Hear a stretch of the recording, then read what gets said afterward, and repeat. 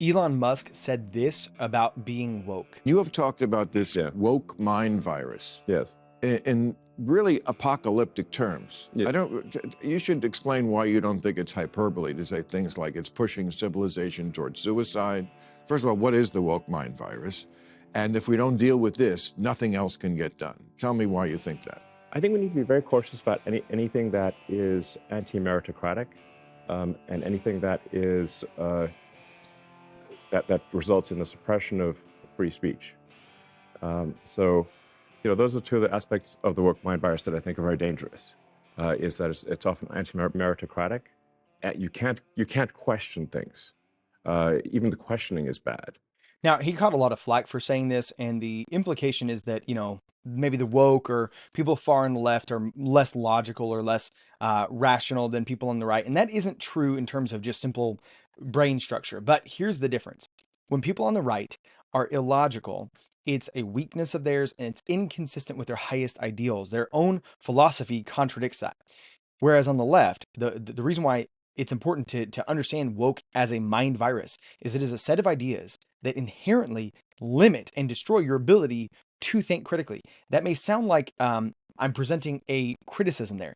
I'm literally not. I'm quoting. I'm paraphrasing an article by a critical theorist herself, Alison Bailey, and she talks about the difference between critical theory and critical thinking, and they are distinct. My name is Ryan Martin, and this is Unsafe Media. I help you understand the ideas of our time and respond with wisdom and with virtue. Let's go ahead and jump directly into this article here by Alison Bailey. It is a mouthful to try to say the name. Tracking Privilege, Preserving Epistemic Pushback in Feminist and Critical Race Philosophy Classes by Alison Bailey. She is the head, I believe, of philosophy at the Illinois State University. So what is privilege, preserving, epistemic pushback? It's all a word salad in order to simply say this. Whenever you push back on social justice issues, this is not you using your mind to critically analyze what they're saying and simply going, it seems like you guys are failing the smell test, or evidently you're not supporting your claims. Rather, what you are doing is you're simply trying to reinscribe your position of power. Epistemic has to do with what you know. So when you're saying like, I don't know if I believe that, you're not really saying that you doubt what they're saying. You're saying, I don't want to believe you because it challenges my privileged perspective. Now, let me jump ahead. Let me jump to the chase so you can see where she says exactly that. Then we'll go back and read a little bit more of this article so you can get a little more of what she's saying. So students frequently will push back on social justice issues in a way of basically saying, you have yet to prove your point, critical race theorist, or prove your point, feminist theorist. And she says, okay, you think you're being a critical thinker, but these are different, and we're being critical theorists. And she's going to draw the distinction right here. The critical thinking tradition is concerned primarily with epistemic adequacy. To be critical is to show good judgment. Yeah. In recognizing when arguments are faulty. Sure. Assertions lack evidence. Yep. Truth claims appeal to unreliable sources. Come on. Or concepts are sloppily crafted and applied. Man, yes, 100%. What a fantastic way to describe critical thinking. Critical thinkers, for them, the problem is that people fail to examine the assumptions, commitments, and logic of daily life. The basic problem is irrational, illogical, unexamined living. Yes and amen. That's why you should be a critical thinker. And the problem is that it's going to contradict them. Critical thinking will destroy critical theory. She's going to admit that. In this tradition, sloppy claims can be identified and fixed by learning to apply the tools of formal and informal logic correctly. Here's where I want to go ahead and say, because my whole goal is to help you not only understand these ideas, but respond. You should absolutely do this. You should take a course on logic if you haven't ever. If you had a subpar education like most of us did and never had a formal class on logic, do it. Take one at your local university. Read a book on formal logic. There are lots of good ones. One that I personally love is a book called Socratic Logic by Peter Kreeft. Absolutely check it out. Now, she's going to say, though, that is not where critical theory begins. Critical pedagogy begins from a different set of assumptions. She said it, not me. They're not critical thinkers. The cognitive structure in their mind, the assumptions about the world that they bring to the table through which they analyze the world is not critical thinking. Rather, it is rooted in neo-Marxian literature. I didn't know we were reading a conspiracy theorist. Because don't you know, if you call any of these ideas Marxist, you're a conspiracy theorist. This really got me whenever I first started reading a lot of the primary literature and the academic literature. They all call themselves Marxists openly. But whenever you say that they're Marxists, they're like, oh, you're just being a McCarthyite conspiracy theorist. No, it's just there. They admit to this. So critical pedagogy and critical theory is rooted in the neo-Marxian literature on critical theory, commonly associated with the Frankfurt School. Now, just a quick aside, if you reference neo-Marxism or cultural Marxism and associate with the Frankfurt School, there are articles today you can go find on the internet that will say that that's actually an anti-Semitic conspiracy theory. As your resident Jew, let me tell you, if you criticize Jews for being crazy Marxist lunatics, that's okay. If you criticize Jews for being Jews, that's when it becomes anti-Semitic. I know that because they're not critical thinkers, it's hard for them to make those types of distinctions. Now, the critical learner, which is the critical theorist being taught by the critical pedagogist, is someone who is empowered and motivated to seek justice and emancipation. The different assumptions for the critical thinker is I need epistemic adequacy. I need clear, concise, logical, sound ideas. For the critical theorist, they need to be motivated to seek social justice and emancipation. They are loading into their mind that they're on the right side of history, and that if they're not radically changing the society that they're in, they are not doing it right. So if your thought process says, you know what, actually meritocracy works, you know what, actually freedom is better than slavery, you know what, actually ignorance is not strength. If critical thinking takes you to anything that would reestablish something like a status quo, then you are inherently wrong. You have to come to it seeking justice and emancipation. You have to assume that that society is enslaved and that you are the liberatory actor. And if you're not, if anything would inhibit that, including logic and evidence, then logic and evidence be damned. Critical pedagogy regards the claims. This is as Orwellian as anything you can possibly imagine. Critical pedagogy, which is what she is, regards the claims that students make in response to social justice issues, not as propositions to be assessed for their truth value. If you push back and say, you know what, I think your idea is incoherent, I believe that the evidence is against you, you're not making a statement to be assessed for its truth value. What? It is an expression of power that functions to re-inscribe and perpetuate social inequalities. That's it. If you don't want it, if your analysis of their ideas resists or in any way debunks any of their talking points in their push for complete and absolute social equality, meaning social equal outcomes, meaning communism, because they're Marxists, then you're the bad guy, and I won't even regard what you're saying as either true or false. I only regard it as an expression of power, which is why she goes on to call it, and we'll read this in a minute, epistemic violence. You are violently attacking people by questioning, which is why when Elon Musk says, under woke ideology, you are not allowed to question their ideas, this is the justification for that. That's why it's a mind virus. It eats away at the critical thinking edifice in your mind. And it says, no, don't think critically, think emancipatorily, think liberatorily, think Marxian, think through social equity, social equality. Make sure everything results in perfectly equal outcomes. Otherwise, you're the bad guy and you must be wrong, and we can't take any of your thoughts seriously. Its mission is to teach students ways of identifying and mapping out how power shapes our understanding of the world. This is the first step toward resisting and transforming social injustices. By interrogating the politics of knowledge production, this tradition also calls into question the uses of accepted critical thinking toolkit. She's going to literally criticize the critical thinking toolkit. The tools of the critical thinking tradition, for example, validity, that's a logic, if your ideas follow logically, soundness, if your premises are legit, and conceptual clarity, these things cannot dismantle the master's house. They can temporarily beat the master at his own game, but they can never bring about enduring structural change.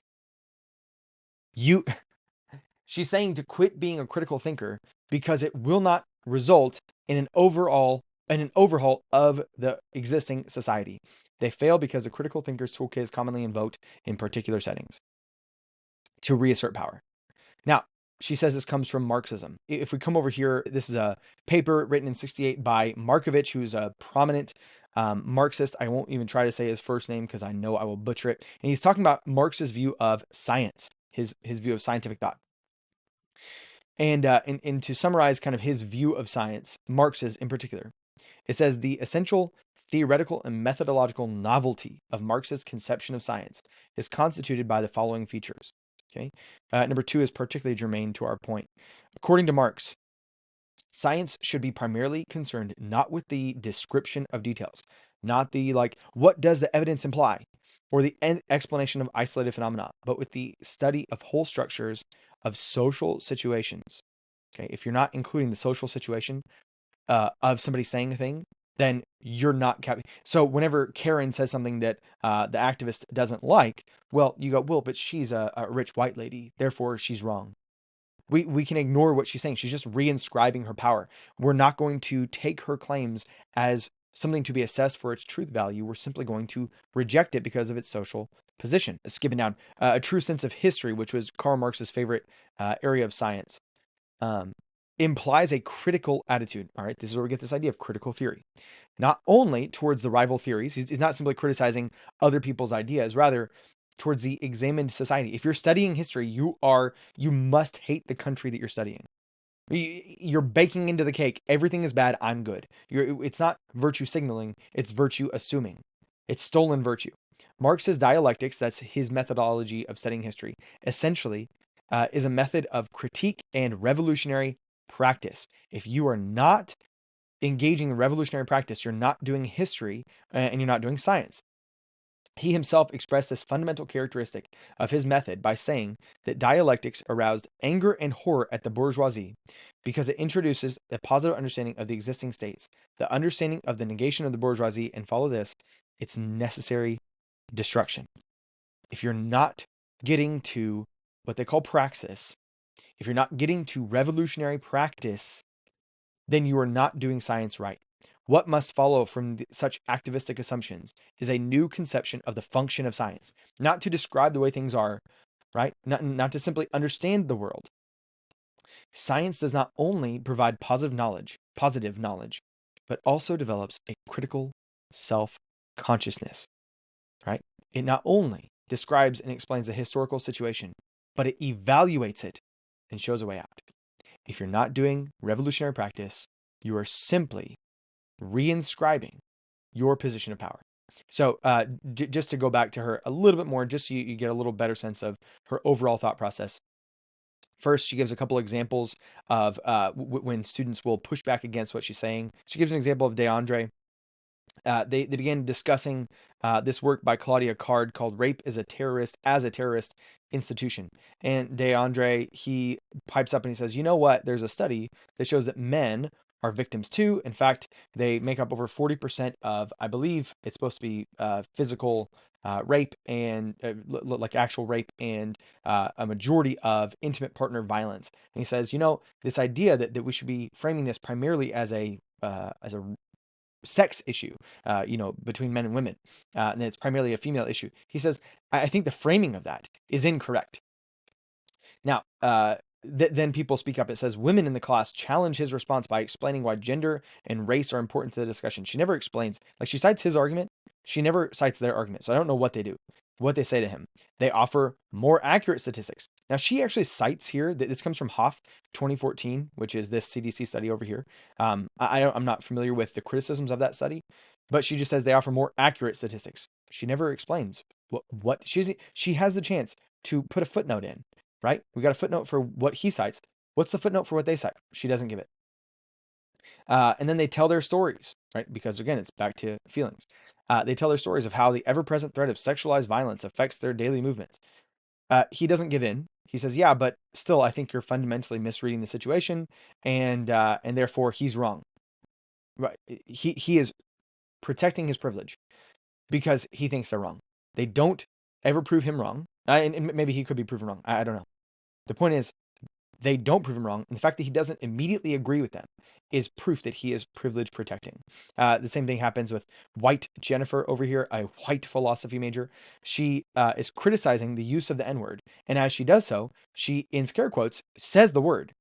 She just says the N-word and is mentioning it. the teacher says, hey, you probably shouldn't say that word because you have a white mouth. It sounds different. It's more harmful because of the melanin count in your lips. And therefore, you are bad and you should not say it. And then she says, well, I don't think you understand. There is the use mention distinction that is a foundational concept in analytic philosophy. And this is a philosophy class. So I'm not using it. I'm not calling anybody the N-word. I'm mentioning the word the N-word in order to criticize it. I'm assuming it's badness in this story. And she says that it's perfectly acceptable to mention, but not to use the word in philosophical discussions. Yes, that is entirely true. It's perfectly true. Great argument, Jennifer. Then Sheila, one of the black girls, pipes up and says, now, I love how she says up here that Jennifer gave the class a mini lecture, right? She's woman-splaining, she's white-splaining analytic philosophy in the analytic philosophy class. Then Sheila pipes up. She happens to be one of the two black girls in class and offers a history. She's not mini lecturing. She's not black-splaining. She's offering a history of the word and how it's used to degrade and discipline black bodies. There is nothing more degrading to black bodies than calling them black bodies. You're not a body. I'm not a white body. I'm not a Jewish body. I'm not a male body. I'm not a bald body. I'm a human. I'm a person. I have a body, but different parts come and go. Don't let people regard you as your body. You're more than meat. You are a soul. You're a person made in the image of God. In the instant that you degrade yourself down to only the materialistic mechanisms of your animalistic body, you have fundamentally destroyed the one thing that distinguishes you from all other matter in the rest of the universe. The only thing that could possibly possess rights and dignity is the immaterial access or immaterial portion of your body or of you, and therefore reject at all costs every time somebody refers to you or as anybody as bodies. Now she nods in agreement because, of course, she knew that the word was bad. She knew the history of the word. And she says, exactly. That's what happens when you use the word, but I'm just mentioning it. So again, she just corrects Sheila. I mean, she puts in her paper here that Jennifer is the bad guy when she clearly demonstrates that Sheila was wrong and that Jennifer was right. And then Sheila shares how she feels. This is a defense of the feelings over the facts. The ideas have to be subservient to the feelings of those who would hear those ideas. Right? Now, when they refuse to acquiesce, that for her is epistemic pushback. That is privilege preserving epistemic pushback. There's no validity to their arguments because, again, you do not regard their assertions as truth claims. You simply ignore them and reread them in light of privilege preserving epistemic pushback. Now, she goes down here, and we won't get into this, but she basically introduces what I think is actually a rather interesting idea called shadow texts. This is, I don't know if it's new to her. I don't know if this is her neologism, but the idea is that whenever you speak, Jesus said, out of the overflow of the heart, the mouth speaks. And that's essentially what she's putting here, but in, weirder, more leftist phrases. Essentially, what's going on is whenever they push back, they're not really asserting some sort of truth claim. So what's going on here? It is revealing something in their heart. Really, you've only pushed back because you've internalized sexism or misogyny or something like that. And she does this activity where people respond to this claim rape is terrorist institution, and then people give their responses, and two of them are resistant. Two of them just jump right on board, and these two don't jump right on board. And then she has the entire class analyze the people and the claims that don't jump right on board. And she says, okay, why do you think, like, psychologize them for a minute. Why do you think somebody would say that the threat of rape is not like terrorism? It couldn't be that they disagree. What's really going? What type of misogyny are they dealing with when they say men are victims too? Now they want to reframe the question, daring to ask the question: have we rightly understood the situation in our analysis? Clearly, this isn't something to be assessed for its truth value. We need to psychologize this and see what is it that's deep-seated, deep-rooted in this man that would cause him to think that men can be victims too. And again, it's just privilege preserving epistemic pushback. All right, so that's a deep dive onto why do we call woke a mind virus? Because it deconstructs the cognitive framework of critical thinking and replaces it with quote, motivated thinking, assuming that you are the liberator, you are the emancipator, you're the good guy, and therefore you can ignore you should ignore their claims, and instead you should psychologize them, assuming poor motives, bad ideologies, because again, they're just victims of the system too, and therefore try to dissect and inspect what it is that's really going on in their heart of hearts, as opposed to ever taking what they say seriously. That's it for today. I'm Ryan Martin, and this is Unsafe Media. If you haven't joined my Patreon yet, you're almost certainly the same kind of person who unironically uses the phrase, do the work. You should probably change both of those as soon as you can. Like, share, subscribe, do all the rest of the stuff. And until next time, trust God and keep your powder dry.